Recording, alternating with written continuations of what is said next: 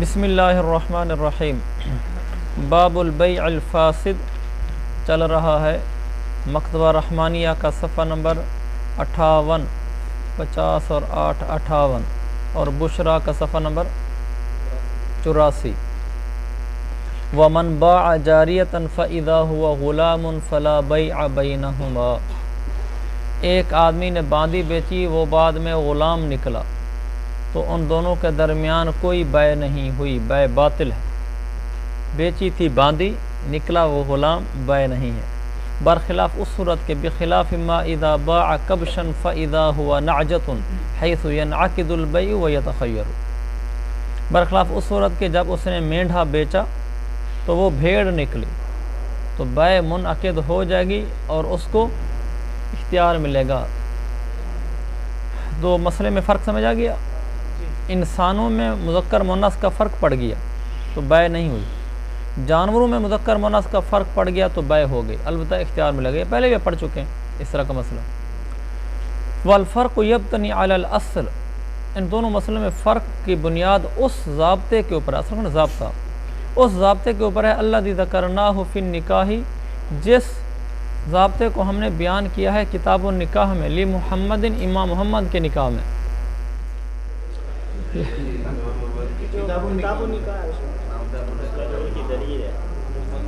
تو لی محمد یہ متعلق ہوگا الاصل کا، کیا متعلق؟ کتاب و نکاح میں وہ ضابطہ جو ہم نے بیان کیا ہے امام محمد کا، ترجمہ ہوگا کتاب و نکاح میں مذکور امام محمد کا ضابطہ۔ کتاب و نکاح میں جو امام محمد کا ضابطہ ہے نا، وہاں فقہا کا اختلاف انہوں نے بیان کیا ہے، جو اس میں امام محمد کا ضابطہ بیان کیا ہے اس کے مطابق ہے۔ یہ میں نے شروع میں اس لیے کہا تھا وہ نکاح جو امام محمد کا ہے، اس لیے کہ جار مجرور کا تعلق اگر غلط جڑ جائے تو ترجمے میں اتنا زیادہ فرق پڑ جاتا ہے۔ لی محمد کا تعلق نکاح کے ساتھ بھی جوڑا جا سکتا ہے، فی النکاح الثابت لی محمد، ترجمہ بالکل اور ہو رہا ہے، اس لیے اس کا خیال کرنا ہوتا ہے۔ وہ ضابطہ کیا ہے جو بیان کیا تھا؟ وہ ضابطہ یہ ہے، ان الاشارۃ مع التسمیۃ اذا اجتمعتا، اشارہ تسمیہ کے ساتھ جب دونوں جمع ہو جائیں۔ اشارہ اور تسمیہ، تسمیہ کا ہونا جس چیز کو اپنے زبان سے بول کر بتایا ہے، زبان سے بولی ہوئی چیز۔ اشارہ کا معنی ہاتھ سے اشارہ کی ہوئی چیز، ہاتھ سے اشارہ کردہ چیز اور زبان سے بولی ہوئی چیز جب یہ دونوں جمع ہو جائیں۔ مثلا میں نے یہ کہا کہ یہ غلام میں نے آپ کو بیچا، یہ ہے باندی بیچی، زبان سے باندی بولا اور اشارہ غلام کی طرف ہو رہا تھا، چونکہ وہ بعد میں غلام نکلا نا، کہ میں نے کہا یہ ہے والی باندی، اشارہ غلام کی طرف ہے اور زبان سے باندی نکال رہا ہوں، یہ والی بیچی، تو اشارہ اور تسمیہ جمع ہو گیا نا ایک جگہ۔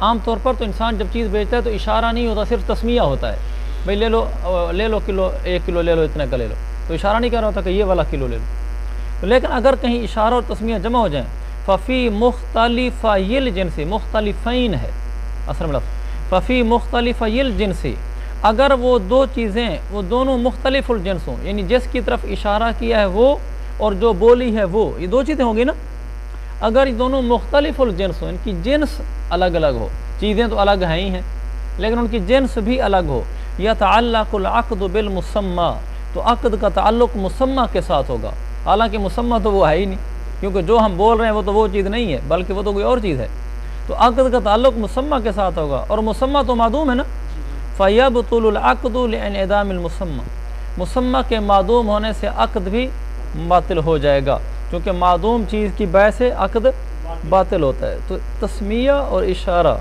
جمع ہو گئے اور آگے جو چیز تھی وہ مختلف الجنس تھی، تو پھر مسمى کے ساتھ عقد کا تعلق جوڑیں گے، اور مسمى تو ہوگا نہیں، تو لہذا عقد باطل۔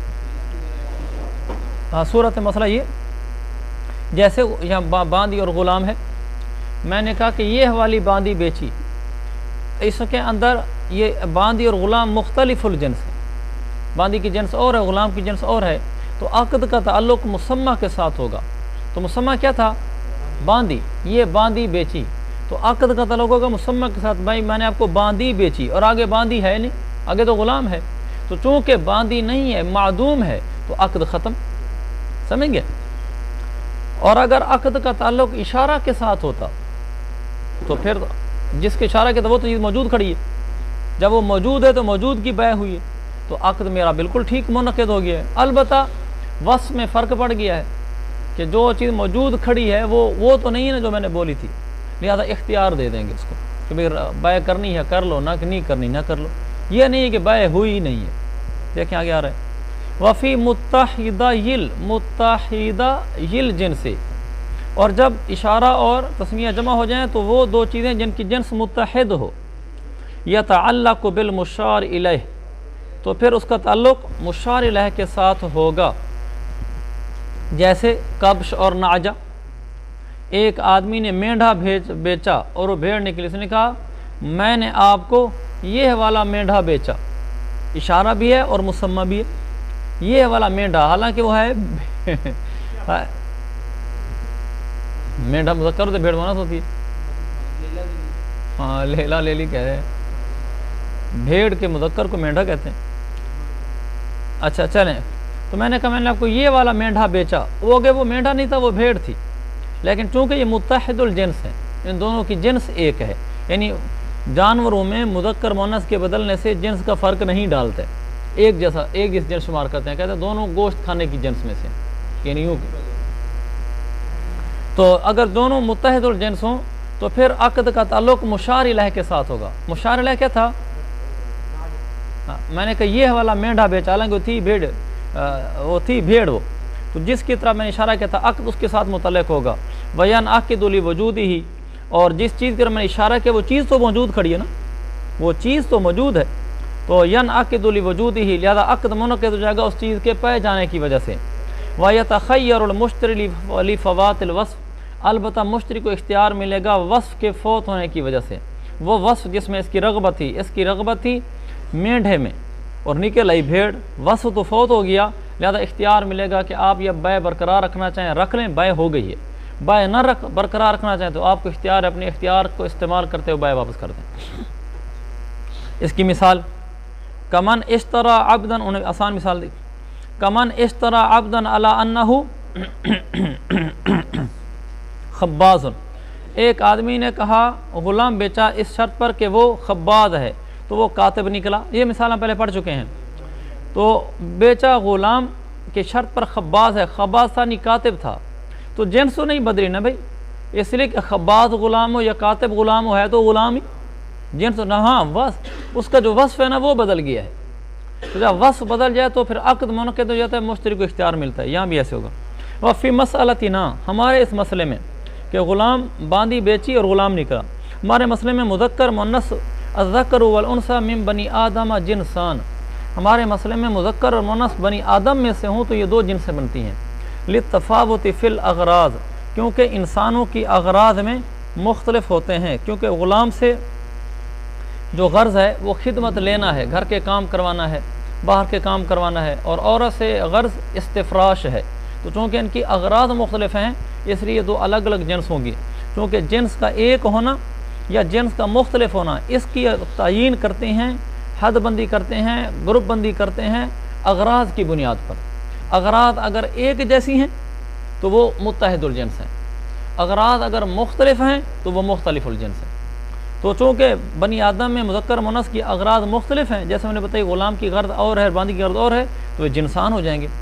وفی الحیوانات جنس واحد، حیوانات میں مذکر مؤنث ایک ہی جنس ہوتا ہے، للتقارب فیہا، اس لیے کہ ان دونوں میں جو اغراض ہوتی ہیں وہ متقارب ہوتی ہیں، مثلا ان کی اغراض ہیں عام طور پر گوشت کھانا، کہ جانور لیا جاتا ہے گوشت کھانے کے لیے یا اس پر سوار ہونے کے لیے یا اس پر بوجھ لادنے کے لیے، عموماً جانوروں کو اس لیے لیا جاتا ہے، تو چونکہ اس لیے لیا جاتا ہے، بکرا لے کر آئے بھی گوشت بنانا ہے، عام طور پر ایسا ہوتا ہے، تو چونکہ عمومی طور پر اغراض یہ ہوتی ہیں تو ان کی اغراض قریبی ہونے کے سے، گوشت بکری کا بھی ہوتا ہے بکرے کا بھی ہوتا ہے، دونوں کھایا جاتا ہے۔ اگر سامان لادنا ہے تو جس طرح بکرے پر سامان لادا جا سکتا ہے بکری پر بھی لادا جا سکتا ہے وغیرہ، گھوڑی پر سوار ہوا جا سکتا ہے تو گھوڑے پر بھی سوار ہو جا سکتا ہے، اونٹ پر سوار ہوا جاتا ہے تو اونٹنی پر بھی سوار ہوا جاتا ہے۔ تو چونکہ رکوب، حمل، اکل اللحم عموماً یہ اغراض ہوتی ہیں، اور یہ چونکہ متقارب ہیں لہٰذا ایک جنس ہو گئے، سمجھ گیا؟ اسی لیے مینڈھے اور بھیڑ والے مسئلے میں بیع منعقد ہو گئی تھی۔ وَهُوَ الْمُعْتَبَرُ فِي هَذَا دُونَ الْأَصْلِ، اور یہی چیز معتبر ہے، کون سی چیز معتبر ہے؟ تفاوت، ہوا کے نیچے ساتھ ہے اور تفاوت کے نیچے ساتھ ہونا چاہیے، اور یہ آپ کے تفاوت کے نیچے ساتھ ہے، تقارب کے نیچے ہاں تقارب، ہاں یہاں تقارب نہیں ہوگا، یہ میں آپ کو بتانا چاہ رہا تھا، یہ تفاوت ہوگا. وَهُوَ الْمُعْتَبَرُ فِي هَذَا، اور اس میں یعنی اختلاف جنس اور اتحاد جنس میں یہی تفاوت معتبر ہے کہ اگر یہ تفاوت ہوگا تو پھر الگ الگ جنس ہوں گی، اور اگر تفاوت نہیں ہوگا تقارب ہوگا تو ایک جنس ہوگی. تو آپ اس کو ویسے تقارب بھی کہہ دیں تو بھی ایک ہی بات بنے گی، تو بھی نتیجہ ایک ہی نکلنے کا ہے. ٹھیک ہے. تو اچھا آگے دون الاصلی، تو جنس اس کے اندر یعنی جنس کے مختلف متحد ہونے کے اندر معتبر یہ تفاوت اور تقارب ہے. دون الاصل یعنی اس کا اصل مادہ، یہ مراد ہے، اصل مادہ معتبر نہیں ہے کہ ان دونوں کا اصل مادہ کیا ہے. عام طور پر یہ دیکھا جاتا ہے نا کہ دونوں کی جنس ایک ہے، یعنی دونوں کا اصل مادہ ایک ہے. مثلا گندم ہے جنس ایک قرار دیتے ہیں اس لیے کہ دونوں کا اصل مادہ ایک ہے، کہ گندم کے وہ دانے اور دانے کی اصل ایک ہے. گندم اور لوہا کو ہم الگ الگ جنس شمار کرتے ہیں کہ لوہے کا اصل مادہ اور چیز ہے، لوہا اور ہاتھ ہلکا اور چیز ہوتی ہے، گندم اور چیز ہوتی ہے. عام طور پر جنس کے متعین کرنے میں اصل مادے کو دیکھا جاتا ہے. اسی طرح سود کے باب میں یہ موٹر سائیکل اور یہ موبائل ہے، یہ دونوں ایک جنس ہیں الگ جنس ہیں، قدر اور جنس دیکھنا ہوتا ہے نا، تو وہاں اصل جنس دیکھا جا رہا ہوتا ہے کہ موبائل کی جنس اور ہے اور موٹر سائیکل کی جنس اور ہے. موبائل کا اصل مادہ اور ہے اور موٹر سائیکل کا اصل مادہ اور ہے، لہذا جنس الگ ہوگی. عام طور پر تو اصل مادہ دیکھا جاتا ہے، لیکن یہاں پر جنس متحد مختلف ہونے جو ہماری بات چل رہی ہے یہاں اس کا تفاوت اور تقارب دیکھا جاتا ہے اغراض میں. اصل دون الاصل، اصل مادہ نہیں دیکھا جاتا، اس لیے بنا میں لکھا ہے ای اصل المادۃ والماہیۃ. جیسے اس نے مثالیں دیں ایسی مثالیں وہ دو دے گا کہ جن دونوں کا اصل مادہ ایک ہوگا لیکن پھر بھی وہ مختلف الجنس ہوں گے، دو الگ الگ جنس شمار ہوں گے، اس لیے کہ اغراض الگ ہوں گی. جیسے کل خلی ود دبسی، آپ کے دبس لکھا ہوا دیکھ لینا اس کو. کل خلی ود دبسی یا ود دبسی جنسان، جیسا کہ انگور کا سرکہ اور انگور کا شیرہ، یہ دونوں دو جنس ہیں اس لیے کہ سرکے کی اغراض اور ہیں اور شیرے کی اغراض، خل کا معنی سرکہ اور دبس کا معنی شیرہ. ما اتحاد اصلی ما وهو العنب، نظر آ رہا ہے؟ حالانکہ دونوں کے اصل ہے کہ دونوں انگور سے بنے ہوئے ہیں، دبس اور دبس دونوں ہیں، اس لیے مجھے دبس یاد پڑتا تھا. تو یہ میں نے دبس اس لیے یاد رکھا ہوا کہ ہمارا علم ہوتا ہے تھوڑا سا الگ سے لوگوں سے ہٹ کر. خل میں زبر ہے نا تو دبس میں بھی زبر ہے، دونوں کو یاد رکھنا آسان ہے، بھئی تو ایک جیسی چیزیں ہیں. خل ویسے مجھے یاد ہے، خل اس لیے خل سے خلیل ہوتا ہے. اچھا علم زیادہ ہی آگے بڑھ رہا ہے. اچھا خل اور دبس یہ دو الگ جنس سے ہیں، حالانکہ ان کے اصل تو ایک ہے، دونوں انگور سے بنے ہوئے ہیں، مگر چونکہ سرکے کی غرض اور ہے اور شیرے کی غرض اور ہے، دونوں الگ الگ کاموں میں استعمال ہوتے ہیں، اس لیے دو جنس ہوں گی. دوسرا اگلا لفظ غور سے دیکھنا، والوزارج والوزاری والزندینیجیو، یہ لفظ میں صحیح پڑھ کے آپ کو بتا رہا ہوں اس کیونکہ مشکل لفظ ہے نا. وزاری اور زندینی جی یو، جو میں آپ کو بتا رہا ہوں یہی ٹھیک ہے. زندینی جی یو، وزاری اور یہ جو پڑھا ہے میں نے یہ والا دوبارہ کون پڑھے، وزاری اور یہ والا دوسرا. اچھا یہ دونوں جو ہے نا علامہ قالو، جیسا کہ فقہا کہتے ہیں جنسان، یہ دو الگ الگ جنسیں ہیں. وزاری کپڑا اور زندین جی کپڑا، یہ دونوں کپڑے کس میں ہیں، یہ دونوں الگ الگ جنس ہیں، حالانکہ ان دونوں کی اصل تو ایک ہے اور وہ روئی ہے، دونوں روئی سے بنے ہوئے کپڑے، دونوں کپڑے روئی سے بنے ہوئے. لیکن وزاری کپڑا اور زندین جی کپڑا یہ دونوں کپڑوں کی جنسیں الگ الگ شمار کرتے ہیں، اس لیے کہ وزاری کپڑے کی غرض اور ہے اور زندین جی کپڑے کی غرض اور ہے. ومن اشترى جاریۃ بألف درہم حالۃ او نصیۃ، حالۃ او نصیۃ فقبضها ثم باعها من البائع ب500 قبل ان ينقض الثمن یا قبل ان ينقض الثمن، دونوں طرح ترجمہ ٹھیک ہوگا. لا يجوز البيع الثاني. پہلے اس مسئلے کو زبانی سمجھ لو، انتہائی زیادہ پیش آمدہ مسئلہ ہے اور ہمارے بازاروں میں تو ایسے رائج ہوا پڑا ہے کہ جیسے بس لوگ سمجھتے ہیں کہ اس کے تو ناجائز ہونے میں کوئی بات ہی نہ ہو، اس لیے کہ اس میں فائدہ ہے لوگوں کا، اور جب پیسے کا فائدہ نظر آئے تو دین تو پھر مولوی صاحبان بھی سائڈ پہ کر دیتے ہیں، باقیوں کا تو کیا کہیں. ایک مولوی صاحب نے دوسرے کے ساتھ کسی عام آدمی کے ساتھ مزاربت کی اور اس نے کہا کہ یار مفتی صاحب کو چیک کرا لیتے ہیں ہمارا جو طریقہ ہے آپس میں بھی.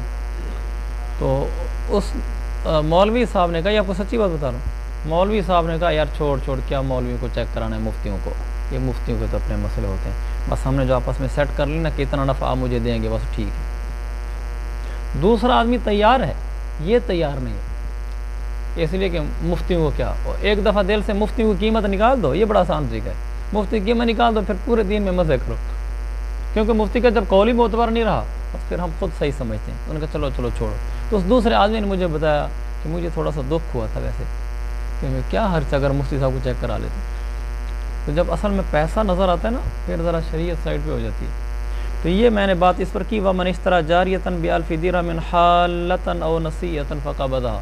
یہ مسئلہ ہمارے یہاں پیش زیادہ آ رہا ہے، چل رہا ہے، اس میں پیسے کا نفع ہے لیکن شریعت میں ناجائز ہے. تو اس لیے اس مسئلے کو اچھے طریقے سے سمجھو. تو ابھی جو میں سمجھانے لگا ہوں یہ میری ترغیبی بات نہیں ہے، یہ مسئلے کا حصہ ہے. یہ جو ابھی ہم نے پڑھا ہے وَمَنِ اشْتَرَىٰ جَارِيَةً بِأَلْفِ دِرْهَمٍ، یہ بیع کی ایک قسم ہے جس کو کہتے ہیں بیع العینہ، عین یا نون گولتا عینہ، سمجھ گئے؟ بیع العینہ یہ عین کی کسرہ کے ساتھ ہوتا ہے، عینہ عینہ نہیں ہوتا. بیع العینہ، بیع العینہ کیا ہے کہ آپ ایک عین کو، لفظ عین ہے جو میں بول رہا ہوں، ایک عین کو گھما پھرا کر سود دیتے ہیں. ایک عین کو آڑ بنا کر یا ایک عین کو گھما پھرا کر، یعنی درمیان میں آپ آڑ عین کو بناتے ہیں. ایک عین کو، ایک ذات کو، ایک چیز کو آڑ بنا کر آپ سود کا کام کرتے ہیں، اس لیے اس کو بیع العینہ کہا جاتا ہے. اس کو عینہ کہنے کی ایک وجہ یہ ہے. یہ بیع العینہ ہے کیا جو سود کے قریب ہے اور ناجائز ہے؟ وہ یہ ہے، میں بائع ہوں اور زاہد مشتری ہے. زاہد آیا میرے پاس، کہنے لگا کہ مجھے 10,000 روپیہ ادھارا دے دو، میں آپ کو دے دوں گا مہینے بعد 2 مہینے بعد. میں نے سوچا یار میں اس کو 10,000 دوں اور مجھے یہ پیسے دے مثلا 3 مہینے بعد، مجھے کیا فائدہ ہے؟ مادہ پرستی، ثواب کی نیتیں تو ختم ہوگی نا. یہ تو سوچتے نہیں کہ چلو مجھے ثواب ہی مل جائے گا قرضہ دینے کا.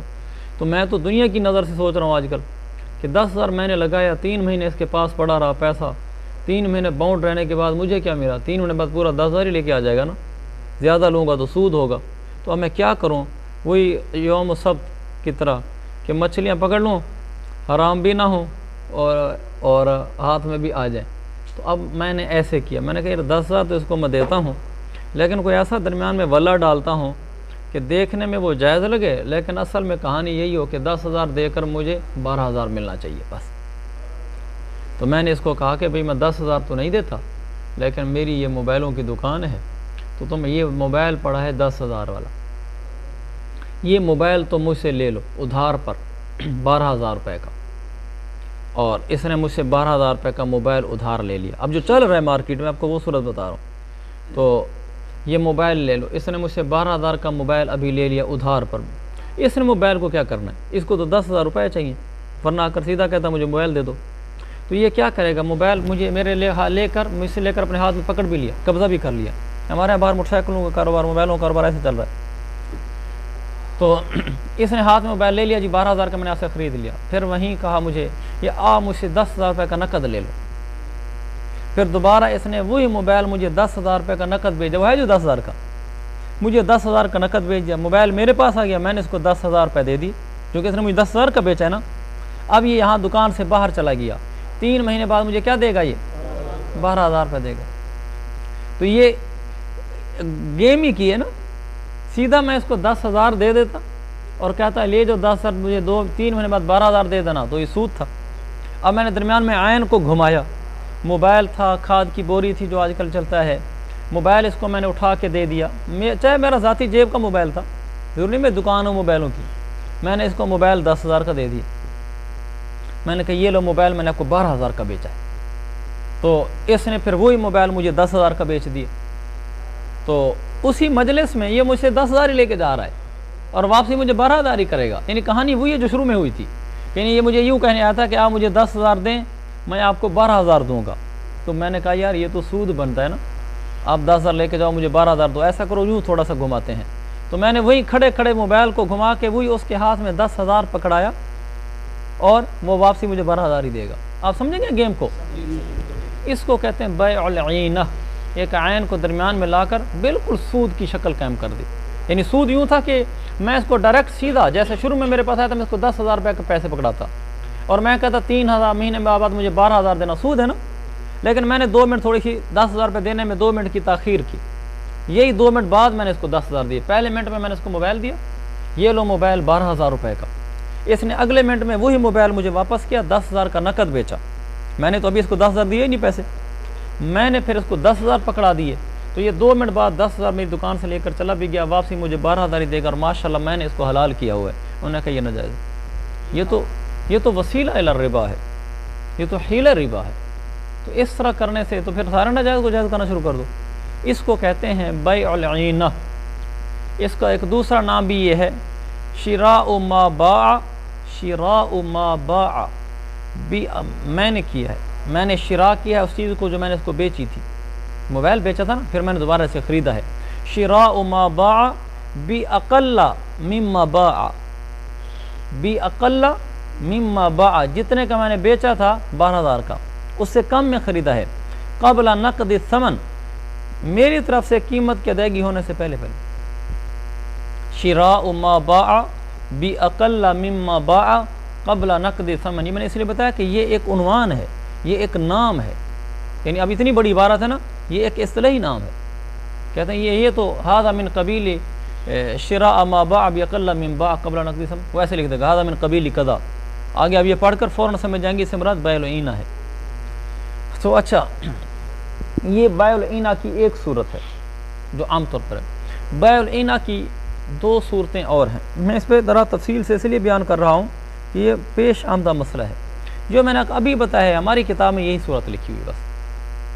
ایک دوسرا ہے بیع العینہ جس کو کہتے ہیں العینۃ الثلاثیہ، العینۃ الثلاثیہ۔ یہ جو میں آپ کو بتا رہا ہوں میرا اس کا ماخذ ہے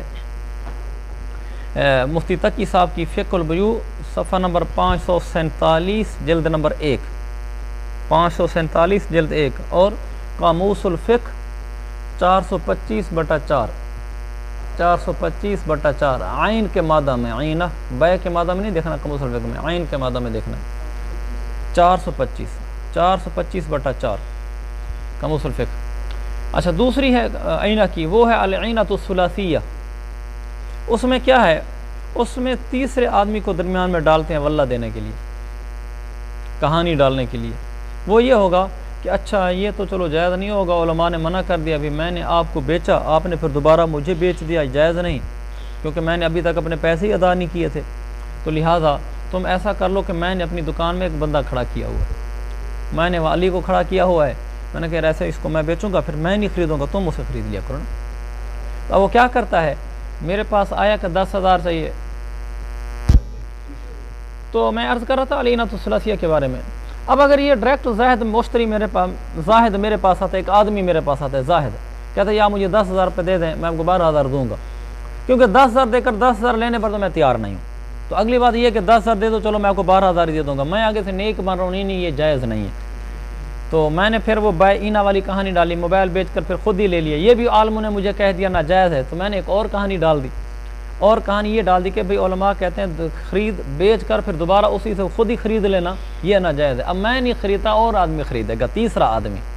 تو میں نے اپنی دکان میں علی کو کھڑا کیا ہوا، تو میں نے اس کو موبائل بیچا 10,000 والا 12,000 میں، تو اس نے مجھے کہا جی واپس لیں 10,000 کا، نہیں میں نہیں لیتا بابا، ناجائز ہے، کسی اور کو دینا ہے تو دے دو۔ اشارہ بھی کر دیا، یہ وہ پہلے سمجھے ہوتے بھائی یہ کسی اور کو دینا ہے تو دے دو، میں نہیں لیتا۔ تو اس نے اسی میری دکان میں کھڑے ہوئے علی کو دے دیا نا، یار تو مجھ سے خرید رہے 10,000 کا۔ علی نے کہا چلو میں خریدتا ہوں۔ علی نے میرے گلے سے پیسے اٹھا کر، بھلا اپنی جیب سے اٹھا کر، مطلب علی نے اس کو بیچ دیا، اس سے خرید لیا 10,000 کا، اور پھر دوبارہ اس نے موبائل مجھے دے دیا کہ یہ لو جی آپ 10,000 بھی مجھ سے لیے تھے اور موبائل بھی مجھے دے دیا، یا پھر اس نے مجھے بیچ دیا انہی پیسوں پر، یعنی اس کو 10,000 کا بیچ کر پھر مجھے بھی 10,000 کا بیچ دیا۔ اب یہ کہانی چلی ہے نا درمیان میں، یعنی وہ میں نے نہیں خریدا جس کو شریعت نے ناجائز کہا تھا، ایک تیسرا آدمی ڈال دے، چاہے وہ میری دکان کے اندر کھڑا ہوا ہے، عام طور پر جو چل رہا ہے وہ دکان میں کھڑا کر دیتے ہیں، یا اس کو کہا یہ سامنے والا ہے وہ لے لیتا ہے ان ریٹوں پر، تو اس کو کہا ہوا ہے کہ بھی یہ لے لیا کر تو مجھے دے دیا کر. بیچنا چاہو تو یہ سامنے والا دکاندار ہے نا, یہ چیز آپ سے لے لے گا, آپ جا کر اسے پتہ کر لیں. اس کو کہا ہوتا ہے کہ میں ایسے بیچوں, تم نے اس ریٹ پہ اسے لے لینا, تو وہ اسے لے لیتا ہے, پھر وہ اس کو دے دیتا ہے. تو یہ اس کو کہتے ہیں العینۃ الثلاثیہ, تیسرے آدمی کو درمیان میں ڈال کر کوئی بیعینہ ہی کرنی وہ بیعینہ ہی ہے, لہٰذا یہ بھی ناجائز ہے, کیونکہ یہ بھی تو کہانی ہے. شریعت کا دار و مدار اس کے اوپر ہے کہ آپ نے ہیلا کر کے, وسیلہ کر کے, کہانی ڈال کے سود کو حلال کیا ہے, یا ویسے اتفاقی ہوا ہے.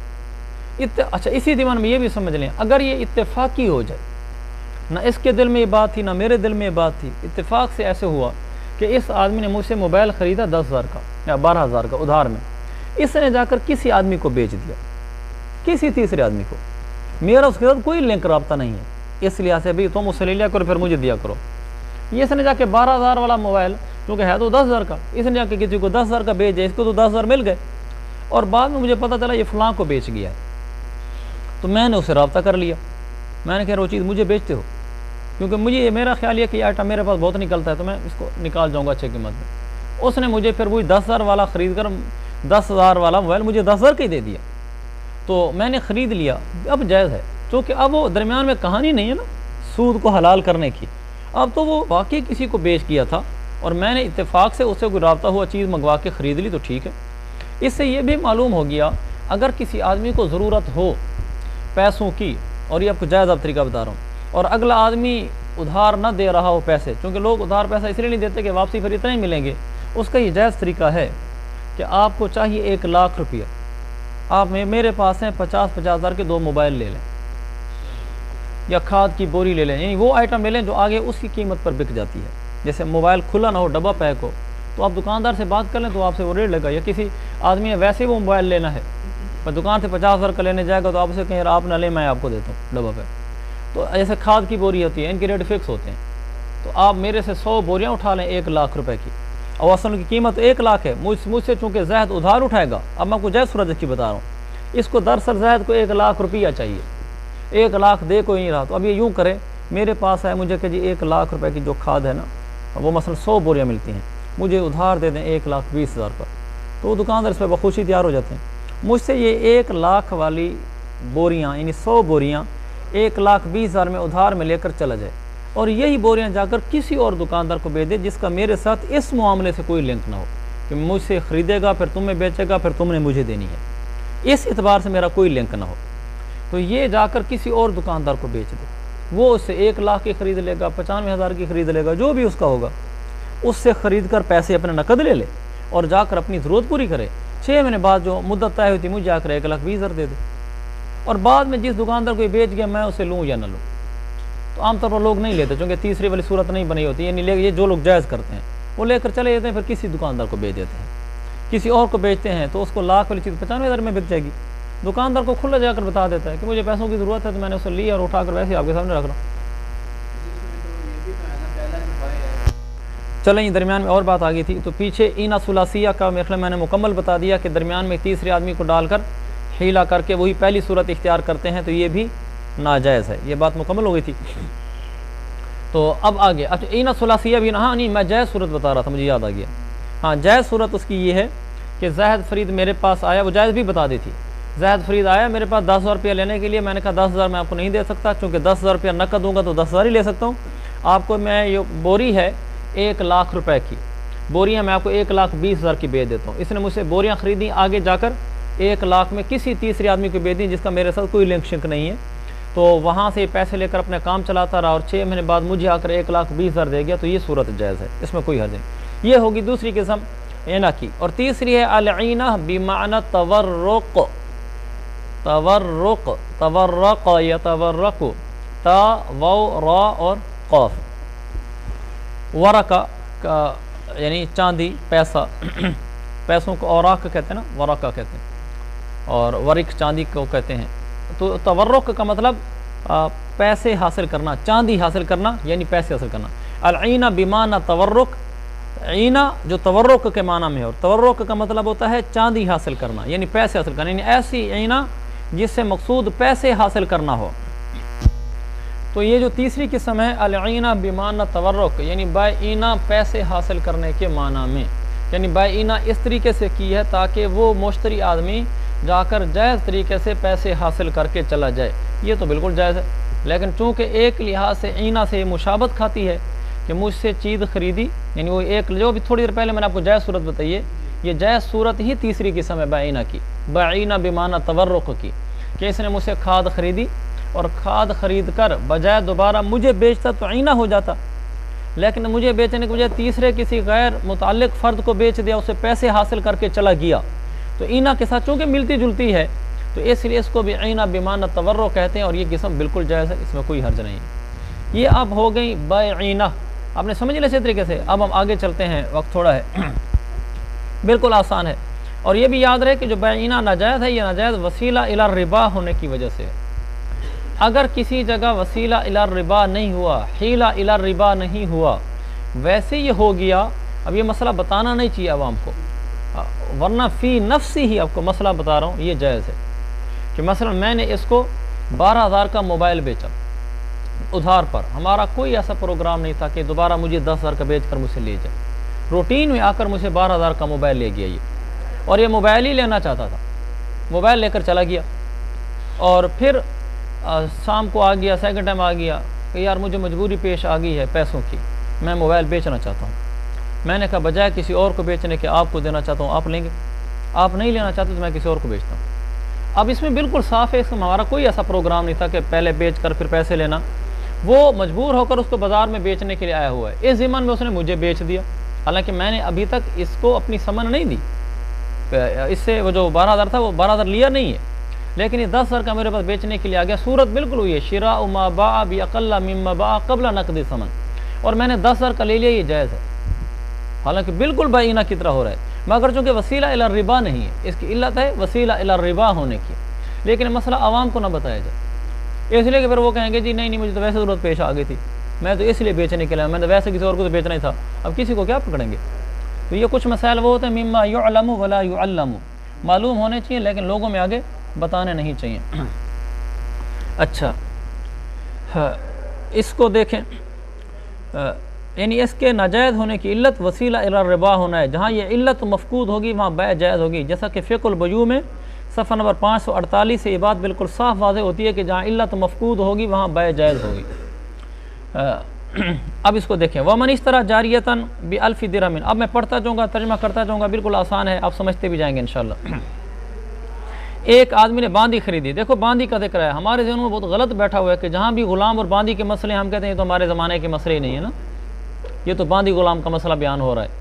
بہت دفعہ مسئلہ ہمارے زمانے کا ہوتا ہے، لیکن اس زمانے میں چونکہ باندیوں کی خرید و فروخت کثرت سے ہوتی تھی تو وہ کتاب والا روٹین میں باندی لکھ دیتا ہے، اور ہم اول والے میں یہ سمجھ لیتے ہیں کہ یہ شاید کوئی باندیوں سے متعلقہ مسئلہ ہے نا، ہمارا ہے ہی نہیں، جبکہ یہ باندی والا مسئلہ لکھا ہے من اشتری جاریۃ، مگر موجودہ ہمارے زمانے کا مسئلہ ہے۔ من اشتری جاریۃ، ایک آدمی نے باندی خریدی 1,000 روپے کی، 1,000 درہم کی، حالتاً وہ نقد تھے اور نصیحتاً یا ادھار تھے، نقد کے اوپر خریدا یا ادھار کے اوپر خریدا۔ نقد یا ادھار کا مطلب یہ ہوتا ہے، ادھار کا مطلب آپ جانتے ہیں، نقد کا مطلب آپ یہ کہیں گے اگر نقد ہی خریدنا ہے اس نے تو پھر یہ ہیلا بائعینہ اس میں پیش کیسے آئے گی؟ اگر اس نے 10,000 روپے دے کر ہی مجھے خریدنا، نقد خرید رہا ہے تو پھر بائعینہ کیسے ہوگی؟ ایسا اشکال یہ پیدا ہوتا ہے، اس کے پاس پھر 10,000 روپے موجود ہیں۔ حالہ کا مطلب یہ ہے، نقد کا مطلب یہ ہوتا ہے کہ اس آدمی پر ادائیگی تو ابھی لازمی ہے، بعد میں نہیں کر سکتا، اگر ہاں ویسے وہ ابھی ادائیگی نہ کرے بعد میں کر دے اور بات ہے۔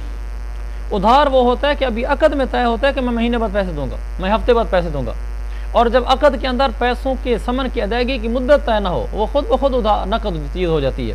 اس نے مثلا مجھ سے نقد خریدا، نقد مطلب میرے سے خرید کے ادھار کی کوئی مدت طے نہیں کی، تو جب مدت طے نہیں کی تو خود بخود عقد نقد ہو جاتا ہے۔ نقد کا مطلب یہ ہے کہ میں جب بھی چاہوں مطالبہ کر لوں، بھرا میں ہفتے تک مطالبہ نہ کروں، مہینے تک مطالبہ نہ کروں، لیکن میں مطالبہ کر سکتا ہوں، اس لیے کہ ادھار کا کوئی تذکرہ نہیں ہوتا۔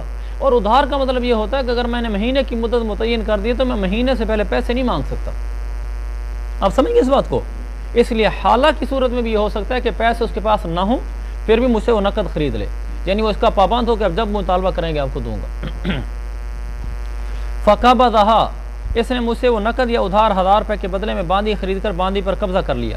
ثم باعھا من البائع، پھر اس نے اسی باندی کو اسی بائع کے ہاتھوں یعنی میرے ہاتھوں بیچ دیا۔ ب500، 1,000 کی خریدی تھی 500 کے بدلے میں بیچ دی۔ قبل ان ينقض الثمن، قیمت ادا کرنے سے پہلے اس نے ابھی مجھے وہ 12,000 کا موبائل، یہی مسئلہ لے لو باندی والا، 1,000 کی جو باندی لی تھی ابھی 1,000 روپیہ مجھے دیا نہیں تھا، اس سے پہلے وہی باندی اس سے کم قیمت میں مجھے دے دی۔ لا یجوز البیع الثانی، دوسری بیع جائز نہیں ہے جو زاہد نے مجھے بائع کے ساتھ کی ہے، یہ جائز نہیں ہے، یہ بیع عینہ ہے۔ وقال الشافعی یجوز، امام شافعی فرماتے ہیں جائز، لأن الملک قد تم فیہا بالقبض، اس لیے کہ ملک تو اس میں قبض سے تام ہو چکی ہے، یعنی مشتری کی ملکیت اس باندی پر قبضہ کرنے سے تام ہو چکی ہے، پوری طرح مکمل طور پر اپنی باندی کا مالک ہے، لہذا جو چاہے کرے۔ فصار البیع من البائع ومن غیرہ سواء، لہذا یہ اپنی اس چیز کو، اس کا بیچنا بائع کو یا بائع کے علاوہ کسی اور کو برابر ہے، یعنی جب وہ اس باندی کا مکمل طور پر قبضہ کرنے کی وجہ سے مکمل مالک ہو چکا ہے، لہذا اب وہ برابر ہے، چاہے وہ اپنی مملوکہ چیز مجھے بیچے یا کسی اور کو بیچے، جب کسی اور کو بیچنا جائز ہے تو مجھے بیچنے میں کیا حرج، اپنی چیز بیچ رہا ہے، تو اس لیے وہ فرماتے ہیں جائز ہے۔ وہ ایک دو نظیریں بھی دیتے ہیں لیکن وہ نظیریں بالکل فٹ نہیں آتی، وہ فرماتے ہیں کما لو باع بمثل ثمن الاول، اگر یہ آدمی یہی باندی اسی بائع یعنی مجھ کو ثمن اول کے مثل پر بیچ دے پھر تو جائز ہے۔ 1,000 کی لے کر گیا تھا، 1,000 کی بیچ دی، مجھے ہی تو بیچ رہا ہے نا، اور میں نے ابھی ثمن اس سے وصول نہیں کیا، مجھے ہی بیچ رہے پھر بھی جائز ہے۔ او بزیادت علی ثمن الاول، یا مجھے رہ گیا تھا 1,000 روپے کی باندی اور مجھے بیچ رہا ہے 1,100 کی باندی، تو پھر بھی جائز ہے، حالانکہ مجھے ہی بیچ رہا ہے۔ اور او بالعرض، یا سامان کے بدلے میں بیچ رہا ہے، مجھے وہ باندی دے رہا ہے اور باندی کے بدلے میں مجھے کہا ہے کہ آپ مجھے موبائل دے دیں، آپ مجھے گھوڑا دے دیں، سامان آگے مانگے پیسے نہیں مانگے تو بھی جائز ہے۔ تو امام شافعی فرماتے ہیں جیسے ان صورتوں میں جائز ہے تو ایسے وہاں بھی جائز ہے۔ اس کے جواب تو بالکل آسان ہے، آپ کو سب کو نظر آ رہے ہوں گے یہ جوابات، کیونکہ تینوں کے جوابات یہ ہیں امام شافعی کا، کہ وہ پہلی بات کہی نا کہ بائع کو بیچے یا غیر بائع کو بیچے، ہم وہ کہتے ہیں کہ یہاں اگر غیر بائع کو بیچے گا تو سود کا کوئی ہیلہ نہیں بنتا، آدمی کی چیز ہے جس کو چاہے، اگر بائع کو بیچے تو ہیلہ سود بنتا ہے، یہ تو ہیلہ سود تو ہم کہہ رہے ہیں علت ہے، وسیلہ سود ہی تو علت ہے۔ اور آگے بھی مثل ثمن الاول، اگر 1,000 کی چیز خرید کر 1,000 کی بیچ رہے تو بھی تو احتمال ربا نہیں ہے اس میں۔ اچھا، او بھی زیادتی، اور اگر زیادہ پر بیچ رہا ہے تو بھی سود کی شکل نہیں بن رہی۔ او بالعرض، یا سامان کے بدلے میں بیچ رہا ہے، سامان اور پیسے کا مقابلہ ہو تو سود کی شکل ہی نہیں بنتی۔ تو ہماری تو مسئلے کا دار و مدار اس پر ہے کہ وہ آدمی وسیلہ الی الربا ہے، تو یہ بیع وسیلہ الی الربا ہے۔ ہم کے دن میں علت ہی نہیں پی جا رہی تو اب نظیر، یہ تو نظیریں بنتی نہیں ہیں، تو اس لیے بالکل ہمارا مسئلہ اب بھی برقرار ہے۔ وَلَنَا، ہمارے پاس دلیل ہے، امام شافعی نے دلیل نقلی، دلیل عقلی دی ہے سارے، خاص طور پہلی جو دلیل دی وہ عقلی تھی، آگے نظائر تھے، ہمارے پاس دلیل نقلی ہے۔ ہمارا حضرت عائشہ کا قول ہے رضی اللہ عنہ، لِتِلْكَ الْمَرْأَةِ، انہوں نے اس ایک عورت کو کہا تھا، وقد ایک عورت کو کہا تھا، وقد باعت ب600 بعدما اشترت ب800، ایک عورت نے 800 روپے کی چیز خرید کر پھر اسی آدمی کو 600 کی بیچ دی تھی، وہی صورت بن رہی ہے نا، 800 کی خرید کر پھر 600 کی بیچ دی تھی۔ تو حضرت عائشہ نے اسے فرمایا تھا بئس ما شریتی واشتریتی، پہلا شریتی بیعتی کے معنی میں ہے، تو نے برا بیچا ہے اور برا ہی خریدا ہے، تیری خریداری اور بیچنا دونوں برے ہیں کیونکہ اس میں ہیلہ ربا پایا جا رہا ہے۔ ابلغی زید بن ارقم، زید بن ارقم کو جا کر یہ پیغام پہنچا دے، اس لیے کہ زید بن ارقم کے اس لیے ذکر آ رہا ہے، نیچے حاشی میں ہے، اس عورت نے کہا تھا اشتریت من زید بن ارقم جاریۃ، میں نے زید بن ارقم سے باندی خریدی ہے، وہی 800 والی اور پھر 600 والی۔ تو انہوں نے کہا زید بن ارقم کو جا کر یہ بات، ابلغی زید بن ارقم، زید بن ارقم کو جا کر یہ پیغام پہنچا دے، ان اللہ تعالی ابطل حجہ و جہادہ مع رسول اللہ صلی اللہ علیہ وسلم ان لم یتب، اس کو کہہ دے کہ اللہ نے اس کا حج اور رسول اللہ کے ساتھ مل کر جہاد کرنا باطل کر دیا ہے اگر اس نے توبہ نہ کی۔ تو یہاں جو انہوں نے کہا نا زید بن ارقم کو بتا دے کہ حج باطل کر دیا، بظاہر ان کو اس مسئلے کا علم نہیں ہوگا یقینا، اس لیے کہ نیچے حاشی میں ہے کہ زید بن ارقم پھر حضرت عائشہ کے پاس ہے اور آ کر معتذرن، یا تو دو ترجمے ہو سکتے ہیں، یا تو انہوں نے معذرت کی کہ بڑی واقعی غلطی ہوگی مجھ سے، مجھے تو پتہ نہیں تھا، اور معذرت کا معنی بھی ہوتا دیا عذر بیان کرتے ہوئے کہ مجھے معلوم نہیں تھا اس لیے میں ایسا کر بیٹھا ہوں، تو اب میں نہیں کرتا۔ تو الغرض یہ کہ حضرت زید بن ارقم کو اس چیز سے ایک مسئلہ معلوم نہیں تھا، تو اس وجہ سے انہوں نے کر دیا، اور یہ ہو سکتا ہے ہر آدمی کو سارے مسائل معلوم ہو، یہ تو نہیں ہے، یہ ایسا تو نہیں ہوتا۔ वलिअन्न समन लम यदखुल, ये हमारी पहले दलील नकली थी, अब हमारी दलील अकली। वलिअन्न समन लम यदखुल फ़ी ज़मानिही, दलील अकली ये है कि समन अभी बाय के ज़मान में दाखिली नहीं हुई, इसलिए कि मैंने बांधी तो इसको 1000 की बेच दी, तो बांधी इसके ज़मान में चली गई ना, और आगे से समन मेरे कब्ज़े में आती तो फिर वो ज़मान में दाखिल हो जाती। समन तो अभी मेरे कब्ज़े में नहीं आई ना, तो लिहाजा अभी तक मबी ही गई है उसके पास, समन पर मेरा कोई कब्ज़ा नहीं हुआ। फ़इज़ा वसल इलैहि अलमबीउ, जब बाए के पास मबी दोबारा पहुँच गई, अभी मेरे पास वो पैसे आए नहीं थे जिन पर मैं कब्ज़ा करता, और वो मबी दोबारा फिर मेरे पास आई खड़ी है।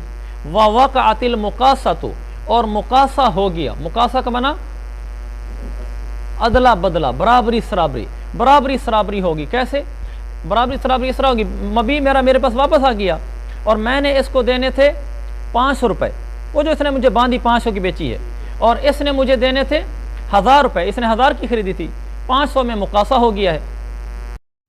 बात रुक गई थी, बात यहाँ चल रही थी वक़अतिल मुकासा, और मुकासा वाक़ हो जाएगा यानी अदला बदला हो जाएगा, बराबरी सराबरी कर दी जाएगी। वो इस तरह कि बाई ने जो मुश्तरी को बांधी बेची थी 1000 रुपये की, और बाई ने अभी तक पैसे तो लिए नहीं, तो बाई ने 1000 रुपया लेना है।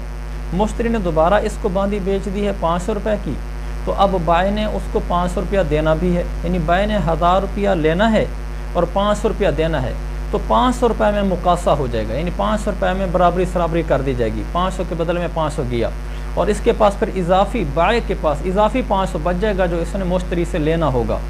यही आगे लिखा हुआ है, बाकी लहू फज़लु खम्सिमिअतिन, इस बाय के पास इजाफी 500 रुपया बच जाएगा। वो इस तरह कि बांदी, पीछे लिखा हुआ है इदा वसल इलैहिल मबीउ, बांदी बाय के पास वापस आ चुकी है, और बाय ने उसकी कीमत भी 500 रुपया मुकासा के ज़रिए से अदा कर दी है, 500 रुपया और भी बाय ने लेना है। यानी खुलासतन ये हुआ कि बाय ने अपनी बांदी भी वापस ले ली, और इजाफी 500 रुपया और भी इसका बाकी है जो इसने अभी लेना है, तो ऊपर वाला 500 किस चीज़ का इसने लेना है, यही लिखा है ज़ालिका बिला इवदिन, ये जो इजाफी फजल है, यानी इजाफी 500 रुपया है, ये तो बिला इवद ले रहा है, बांधी भी ले चुका है, ऊपर 500 रुपया भी ले रहा है, तो ये जो इजाफी 500 रुपया बिला इवद है, इसकी वजह से ये अक़्द सूद में चला जाएगा और नाजायज़ होगा। बिखिलाफ़ मा इज़ा बाअ बिल अर्ज़, बरखिलाफ़ उस सूरत के कि अगर मुश्तरी ने जो बांधी अभी इसको 500 रुपये की बेची है, 500 रुपये की बेचने की बजाय इसको बांधी वो किसी ऐसी चीज़ के बदले में बेचे जिस चीज़ की कीमत 500 रुपये हो, सामान के बदले में बांधी बेचे। मसलन उसने कहा कि ये बांधी, यानी मुश्तरी ने कहा बाय को आप दोबारा वह बांधी वापस मुझसे ख़रीद लें, और इसके बदले में आप मुझे समन के तौर पर ये किताब दे दें, और वो किताब की कीमत मसलन 500 रुपये है, तो अब सूद नहीं होगा, अब नाजायज़ नहीं होगा।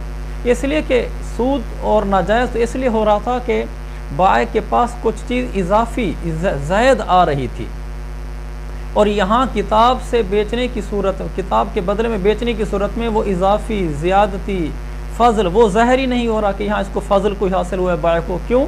लिअन्नल फ़ज़ल इन्नमा यज़हरु इंदल मुजानसा, फ़ज़ल और ज़्यादती तो ज़ाहिर होती है जब दोनों चीज़ें हम जिन्स हों।